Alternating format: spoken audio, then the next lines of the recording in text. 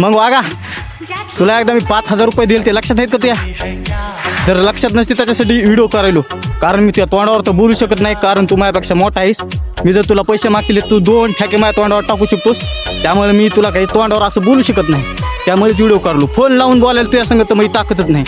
त्यामुळे रील्सच्या माध्यमातून तुला सांगायलोय 5,000 दिलते ना, अरे ते वापस बी द्यावं असे नियम असतात बरं का, देऊन टाकावं आपल्याला वापस. मग बी अडचण आहे आहो. आणि ते प्लस पॉईंट एक आहे बघ त्याच्यामध्ये, मी ते 5,000 रुपये दुसऱ्याकडून जोड करून तुला दिले ते. आता गेले 3 महिने झालं ते लोक मला फोन लावलेत पैसे पाठव. मी त्याला आज देतो, उद्या देतो, 1 तारखेला देतो, 2 तारखेला देतो, 4 तारखेला देतो, 5 तारखेला देतो, अशा तारखेवर तारीख द्यायलोय. जसं काय मी हायकोर्टाचं जज आहे असं त्याला तारीख द्यायलोय. तू याचं पताच नाही बाबा. मी असंच केलं असतं बघत नाहीस. फोन केला तर तुला लय ॲटिट्यूड आहे, लगेच तुला राग येते. त्यामुळं व्हिडिओच करा म्हणलं. आता काय करू, इलाजच नाही म्हणलं माझ्याकडं. देऊन टाक भावा, कारण ते लोक लय पैसे मागले तर मला मग जिनं मुश्किल झालंय. त्याचे ती याजाने घेतली होती रे मी त्याच्याकडून 2-3 दिवस असते उसने. आता तू एक माझा मित्र झालतास, तुला गावात कोणी जवळ बसू द्यायला गेलं.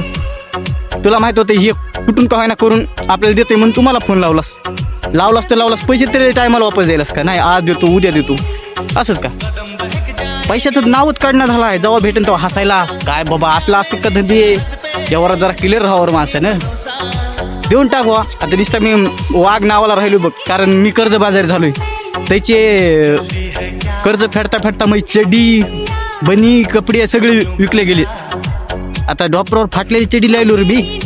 ह्याच्यावर आता बिनलाजा मयानं बोलणं काही होत नाही बघ. आता तू काय कर, गपचप गुन्हा गोविंदानं मै पैसे वापस दे. मला अडचणीत आहे मी.